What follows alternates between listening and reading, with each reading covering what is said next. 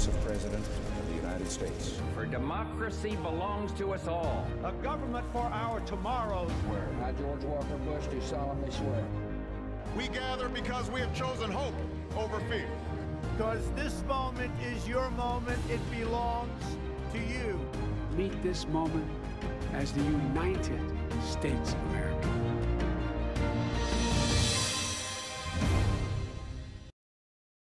Good afternoon and welcome to Washington Post Live and another in our series, Election 2024, The Stakes. I am Jonathan Capehart, Associate Editor at The Washington Post. All eyes are on the White House 6 days before Election Day, but some also have their eyes set on the other end of Pennsylvania Avenue and the United States Senate, where Democrats are fighting to hold their majority. Joining now is the person charged with holding that majority, Senator Gary Peters of the great state of Michigan. He is also chairman of the Democratic Senatorial Campaign Committee. Senator Peters, Chairman Peters, welcome back to Washington Post Live. It's great to be with you. Thanks for having me on.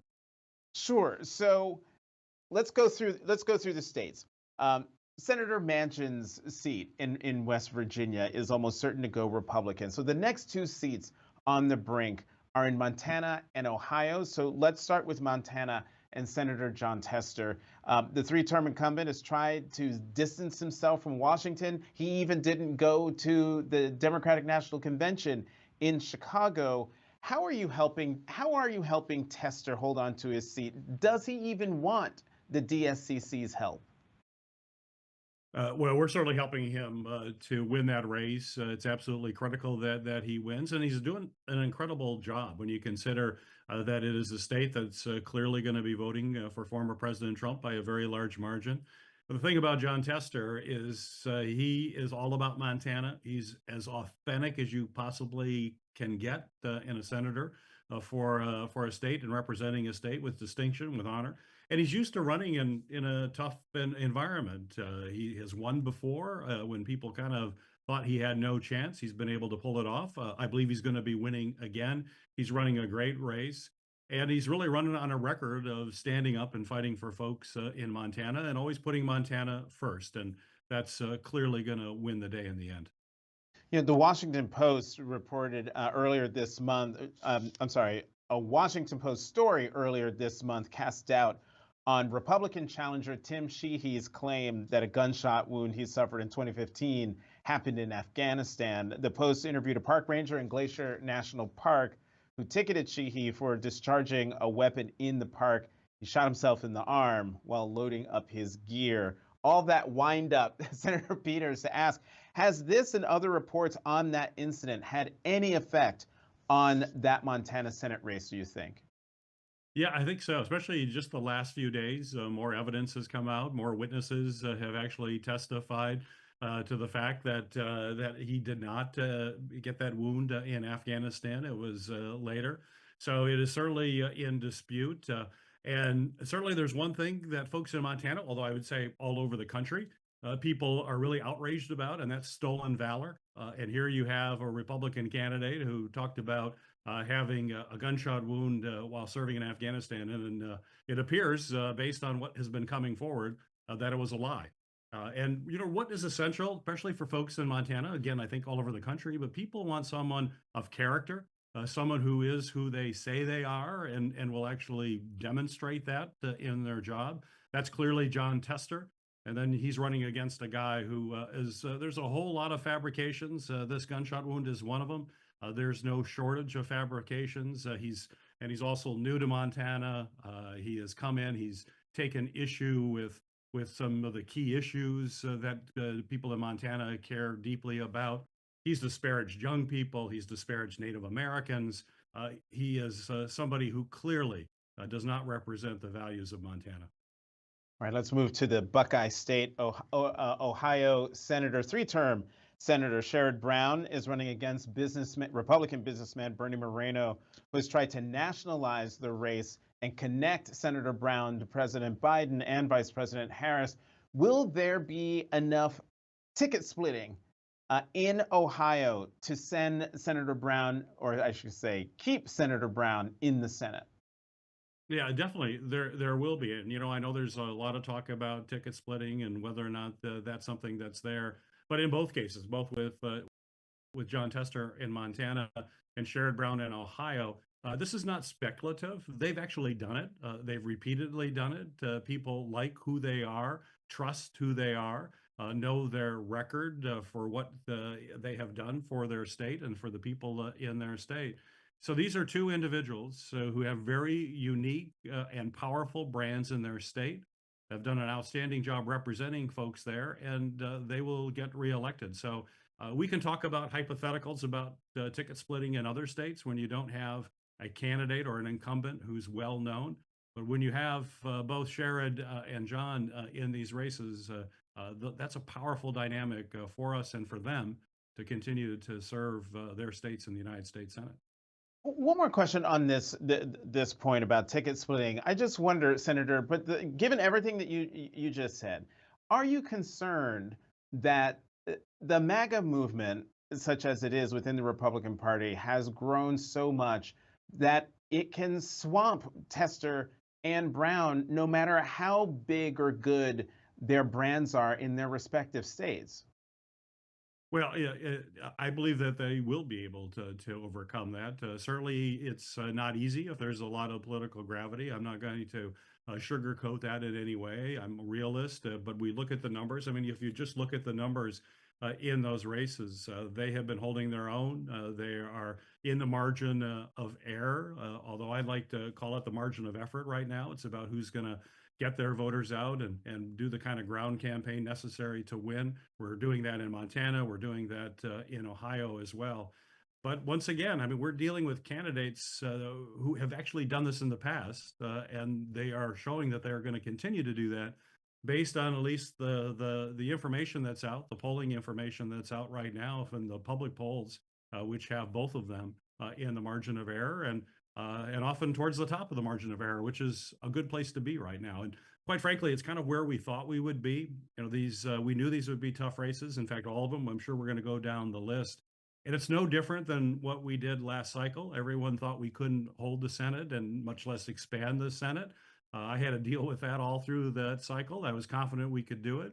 And it was because we had superior candidates and the contrast between them and either flawed or deeply flawed Republican candidates, people actually took a look at and ended up voting Democratic as we thought that they would.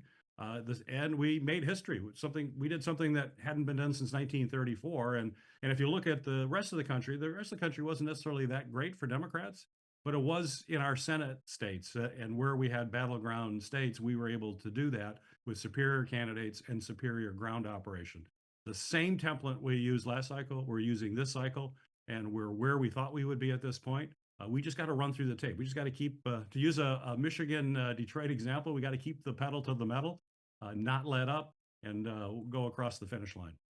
All right, then. Well, let's talk about one of those superior candidates you're talking about, and I'm just wondering if that same template you used in the last cycle is going to work in this particular state, and I'm thinking of Texas.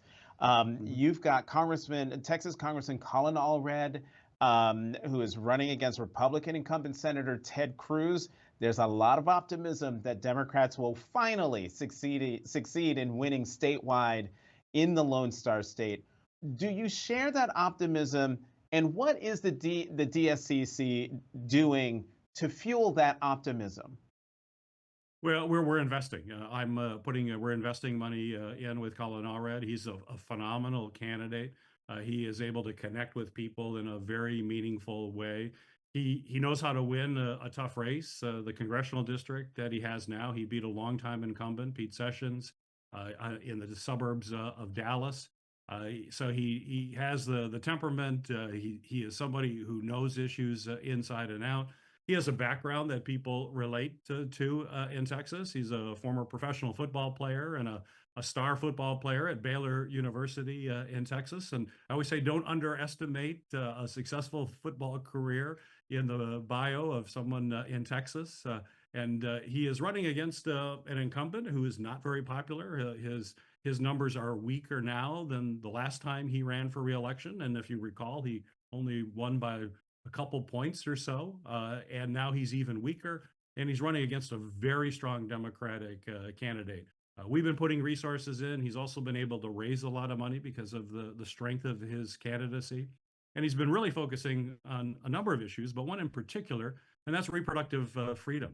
And in Texas, what we're seeing, the horrible stories of women who have pregnancies that have gone badly and their health is endangered, and yet they can't get health care in their own state. They have to leave their state, which is absolutely outrageous that women cannot get reproductive health care, even with a pregnancy they want, but it goes bad and they have to risk their health and their lives. In fact, a story just broke recently that a woman in Texas who couldn't get the health care, she ended up dying. And Ted Cruz fully supports those policies in Texas. I think you're going to see strong turnout, particularly with women who are outraged by that and are going to come out in force and vote for Colin Allred as someone who will protect reproductive freedom around the country. Senator, you used a couple of phrases. You're investing money in Colin Allred's race, putting resources in Colin Allred's race, which reminded me, for the uninitiated who are watching this interview, could you talk about what exactly does that mean, and what exactly does the Democratic Senatorial Campaign Committee do? Well, we work closely with our candidates in working on their campaign. So we raise money, and the money that we raise, to use the investment term, we will invest in those campaigns. We will provide resources for television advertising. You can do ads for the candidate. We also do a lot of the analytical work, and that means polling data, focus groups, message development. But the one thing that we have worked a great deal on and have been very successful is the field campaign, where we'll put offices and coordinators to recruit volunteers and do the kind of door-to-door canvassing that is just so important, particularly in a close race. You know, last cycle, this is a big change for us. We put more money in the ground campaign than we did on air. And I always thought, and my team always thought, in a close race, that makes the difference. It may be a point or two, but in a close race, that point or two is a victory. And we have concrete examples of how that's how we won last cycle. So the same thing that we're doing in these races. So we work with the candidates on a regular basis. We help them build the infrastructure that they need to be successful. And then we're with them all the way to the finish line and plugging in gaps where we can to help and providing strategic advice. But we are basically a team working with them. Mm-hmm. One more problematic state, problematic from the standpoint of Democrats winning statewide, and that's Florida. Republican incumbent Senator Rick Scott running against former Democratic Congresswoman Debbie Mucarsel-Powell. In Florida, a lot of Democratic hope and optimism because of two ballot initiatives, one on abortion rights, the other on marijuana. I think it's marijuana. It's Amendment 3. It's about pot. I can't remember if it's like legalizing it or making it, being able to sell it. But can you talk to me about whether you believe that those two ballot initiatives will be helpful in Congresswoman Debbie Mucarsel-Powell in her fight to unseat Rick Scott? Oh, most definitely. It's going to be very powerful, especially both of them, but the reproductive rights one will be particularly powerful. And we've just seen it all over the country. This is, again, not an untested concept. We've actually seen it in real life. In my home state in Michigan, for example, in the last election, we had Proposal 3, which enshrined basically Roe v. Wade into the state constitution. And we had just unbelievable turnout. In fact, that proposal was the top vote getter on the ballot. No candidate on the ballot got as many votes as Proposal 3. It particularly was a motivating factor for young people. Michigan, because of Prop 3, we had the highest turnout of 18 to 29-year-olds in the entire country, and they were voting Democratic. There was a clear contrast between the Democratic candidates who supported reproductive freedom and very extreme positions by the Republicans. And we've seen it in Kansas, we've seen it in Ohio. I mean, the list goes on. We expect the same thing. Right now, polling information in Florida shows the referendum is over the 60% that it needs to actually be adopted. So it's never good to be on the wrong side of over 60% of the people in your state. and that's where Rick Scott is. He says he's opposed to the referendum and is against it in every way. That doesn't jive with a large chunk of the population, including a lot of people who are going to be highly motivated to get out to vote because of that issue. And they will certainly make differentiations when it comes to the candidates on the ballot as well. And so I think that's going to help Debbie Mucarsel-Powell a great deal. She's also a very strong candidate herself, representing parts of Miami when she was in Congress. She is running a great campaign. And we have to remember when Rick Scott has won statewide in the past, even when he's had a tailwind in a good Republican year, he's never won by more than a little over 1%. So this is going to be a close race. And with these referendums, both of them that you mentioned, will definitely turn out voters who will not only turn out to vote, but they're going to be focused on that issue as well, because they see it's actually on the ballot. And they're going to want to make sure when that proposal passes that the people that they are electing actually share their same values as well. And are you investing in that race too? Yes, we are. Yes, we are. Okay. I noticed that, that didn't hear that in the answer. Let's widen the aperture a bit and bring in your home state of Michigan, one of the three so-called blue wall states with Wisconsin and Pennsylvania, as you know. On my MSNBC show this past weekend, I asked Congresswoman Debbie Dingell, who famously warned in 2016 that Hillary Clinton was going to lose Michigan. And I asked Debbie Dingell if Vice President Harris had learned the lessons from Clinton's mistakes in this go-round, this election, and she emphatically said yes. So you were just campaigning in Michigan with Vice President Harris. What's your assessment of her campaign? Yeah, I think it's going very well. And I'll mention Debbie Dingell. I literally just saw her right before coming on air with you. We were on the campus of the University of Michigan working to get students to vote. They can vote today, Election Day, on campus because of early voting between now and Election Day. And she agrees that we're in a different position. Things are looking very promising. But having said that, Michigan's a really tough state. It's really close. So you never want to feel comfortable. You got to keep working very hard to the very end. And to your question, I believe that the Vice President's campaign is doing what they need to do. We're seeing her here regularly. I was just with her Monday in Macomb County at an event at a union training facility. She's talked a lot about the importance of unions. That's a very important constituency in Michigan. We're a big union state. And she can contrast herself pretty dramatically and significantly with Donald Trump. Kamala Harris has actually walked the walk. She's been on picket lines. She's fought for union rights. She supports the PRO Act, which would make it facilitate the ability for people to organize and to then collectively bargain for better wages. And she's opposed her opposition in Donald Trump is a guy who's been anti-union. He bragged with his billionaire buddy Elon Musk that we should fire. He would fire strikers if they were striking. He insulted auto workers when he was at the Chicago Economic Club, and basically disrespected union members that are auto workers in our state.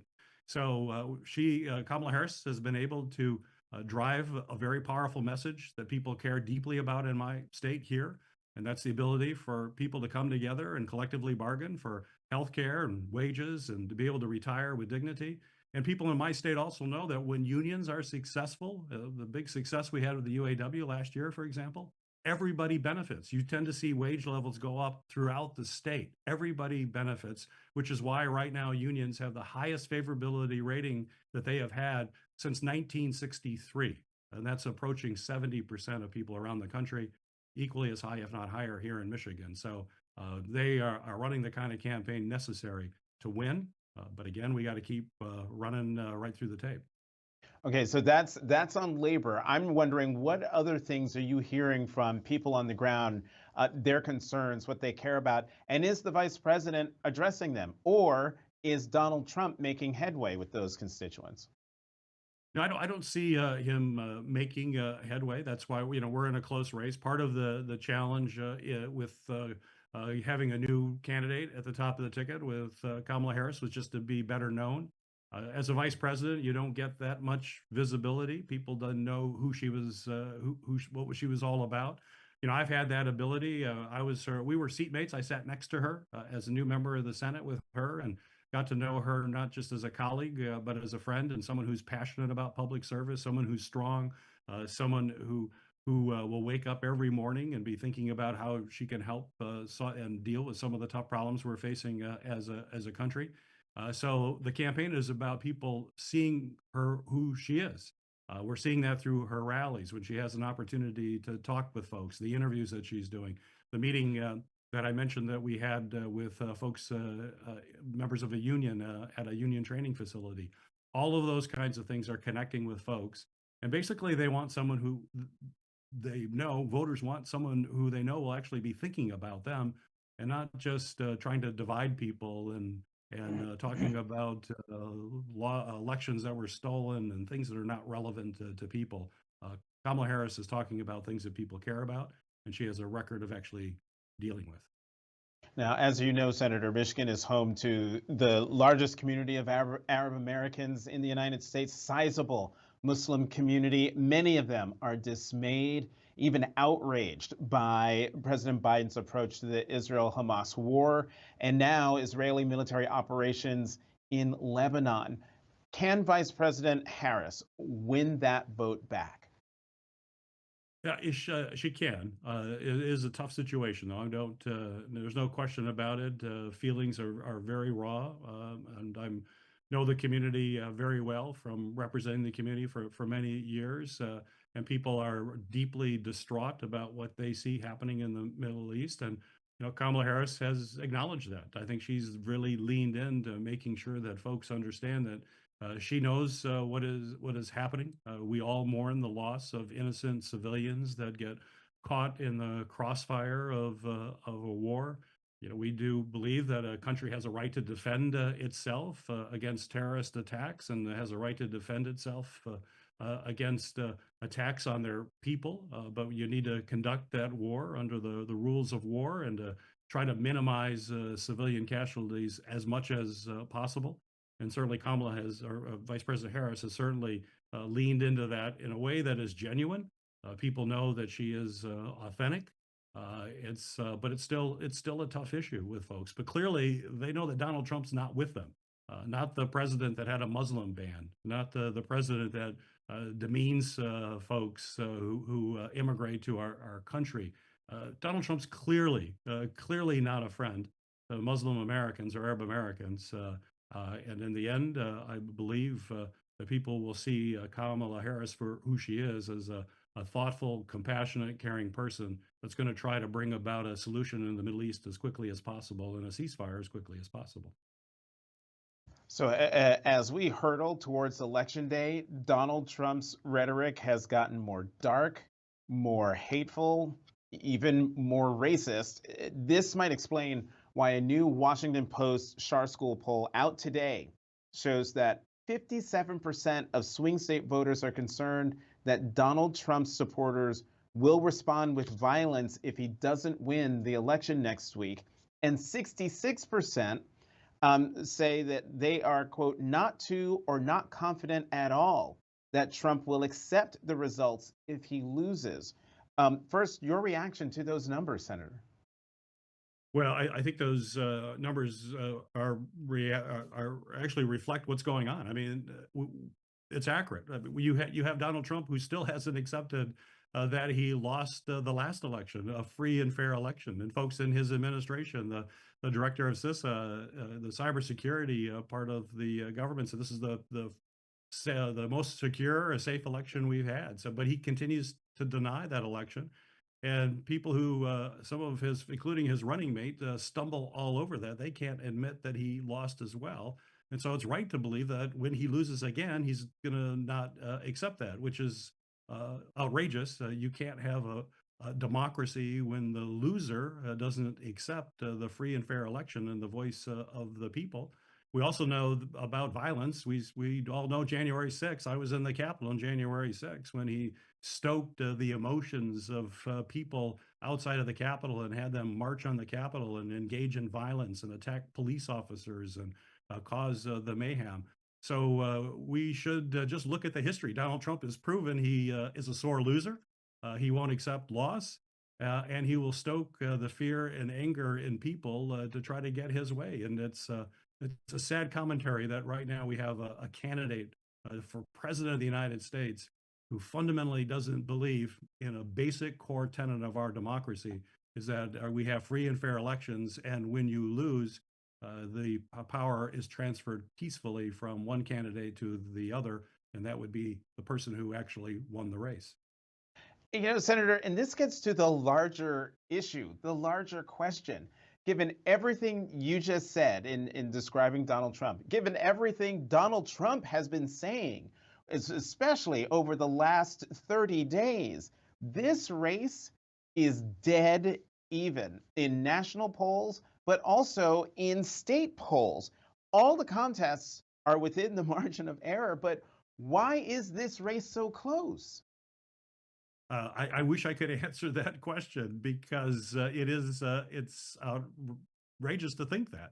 I mean, I just look at the debate when Kamala Harris debated Donald Trump, and I try to be disinterested as much as we all can. I know that's very tough to do. But her professionalism, her knowledge of issues versus her opponent was so stark. It was so dramatic. It is surprising that it is so close. But all we can do is continue to run our campaigns that are based on facts as they actually exist, campaigns based on the future and trying to deal with the tough challenges that we face as a country, and hope that in the end, the American people will see that and will vote accordingly. A last question for you, Senator. You know, at his rallies, Trump and his allies who take the stage, they spew disinformation and conspiracy theories. What are the consequences for our politics and civil discourse if we have separate realities and cannot come together, even after national tragedies like Hurricane Helene or even the attempt on Trump's life in Butler, Pennsylvania? Well, it's very concerning. It's concerning that we can't agree on what the actual facts are. You know, someone said, has been said often, that in a democracy, we are all entitled to our own opinion, but we are not entitled to our own facts. The only way we come together as a country and as a people, we have to agree on the facts. And then we will have different visions as to where we want to take this country in the future and by the means that we use to get to wherever that we want to go. But right now, conspiracy theories have a great deal of power. Folks are unwilling to have objective facts shape their opinions. It is a problem. I think we could spend a lot of time talking about why that's happening. I think social media has contributed to that, where people are able to basically get into their own kind of tribal communities where people just get reinforced information, even if it's completely inaccurate and a complete misrepresentation of reality. People start believing it after a while. We have to deal with this. It's not going to be dealt with in the next week. Unfortunately, we're not going to solve that problem. But to me, it is the challenge of our time right now. If we hope to keep this democracy and this republic strong in the future, we're going to have to find a way where we end up debating actual facts, objective facts, to chart a future as opposed to relying on misinformation and basically inciting fear and hatred and chaos. That won't be a way that we're going to be able to survive. Senator Gary Peters of Michigan, chairman of the Democratic Senatorial Campaign Committee, thank you very much for coming back to Washington Post Live. Great to be with you. Thank you for having me. And thank you for joining us for more of these important conversations. Sign up for a Washington Post subscription. You can get a free trial by visiting, there it is, WashingtonPost.com/live. WashingtonPost.com/live.